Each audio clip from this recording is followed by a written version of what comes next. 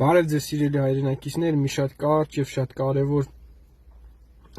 հարցի հետ կապված եմ ուզում խոսել ձեզ հետ։ Ուրեմն քննարկվում է Ռոբերտ Քոչարյանի նորից ղեկավար դառնալը ու մի շարք հարցերի ու քննարկումների պատասխանելու համար ուզում եմ ես իմ կարծիքը արտահայտել։ Ես գտնում եմ, որ այո, Ռոբերտ Քոչարյանը այն մարդն է, ով ի վիճակի է, ով կարող է, թե հիմա ում անձնական շահից ձեռ չի տալիս եւ այլն, ես պետական շահով, պետական շահից ելնելով եմ այս ամեն ինչը ասում։ Բացի այդ, այն տարիներին, երբ որ կառավարել է Ռոբերտ Քոչարյանը, բոլոր մարդիկ, ովքեր ապրել են, լավ գիտեն, ընդհանրապես աշխարհի հետ կապը, մեծ պետությունների հետ, հարաբերությունները, իր դիրքը, իր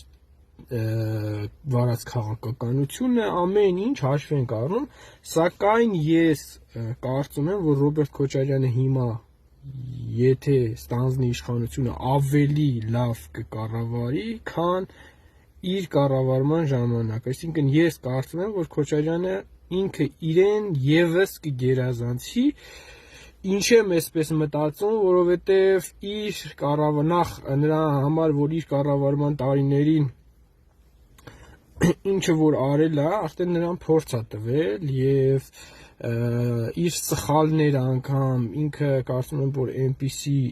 անձնավորություն է, որ ի վիճակի է, կարող է, կամք ունի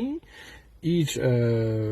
ապրած տարիների սխալների, արածների, չարածների վրա վերլուծություններ անել եւ ձգտել ավելի լավին։ Այսինքն ունի կառավարման 8 տարվա փորձ, երբ որ դուք մի տեղ աշխատում եք, թեկուզ մի տարի ավելի փորձառու եւ ուժեղ եք դառնում, դա առաջին տարբերակն է, որ ես դրա համար համարում եմ, որ նա ավելի լավ կկառավարի։ Երկրորդը, որ նա արդեն ավելի մեծ է եւ այն կայացած տարիքը ունի, որ այն գիտեք, ինչքան էլ ասենք, որ ուժեղ մարդ,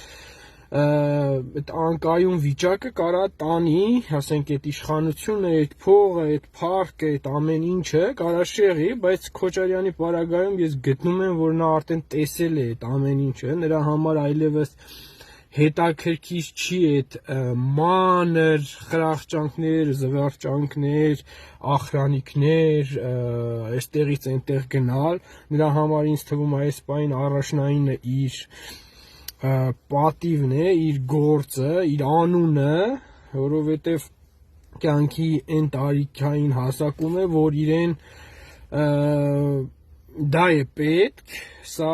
ուղղակի մարդկային վերլուծությամբ, տրամաբանությամբ, իր խարակտերը, իր ապրածը ուսումնասիրելով, ես այդ եզրակացությանն եմ գալիս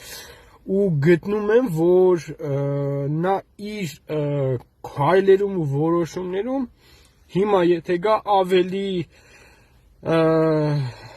լուրջ ու ավելի ճշգրիտ քայլեր ու որոշումներ կիրականացնի, ավելի լուրջ ու ավելի ճիշտ թիմ կընտրի,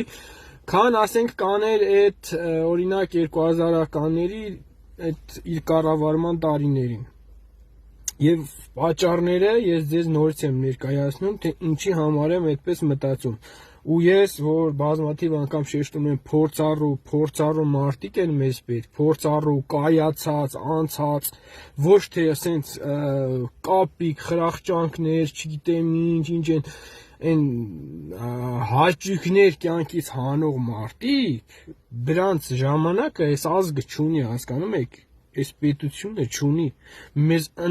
միանգամից գործի մարդ է պետք, որը մտնի եւ գիտակցի այս երկրի այս